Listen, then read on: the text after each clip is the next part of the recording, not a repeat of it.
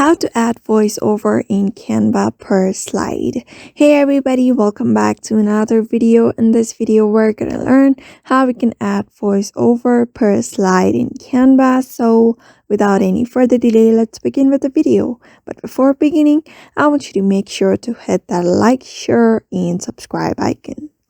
So in order to add a voiceover in Canva, you just need to open up the canva.com first. After that, log in into your account and enter into the project that you want to add the voiceover to.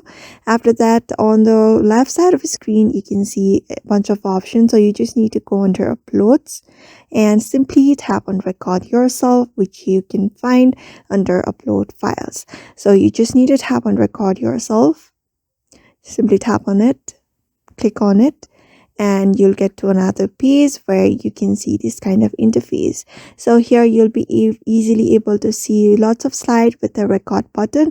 What you need to do is simply tap on this record button and record it per slide. Simply select the first slide first and then hit that record option, or you also have a camera option at the left with the name on it.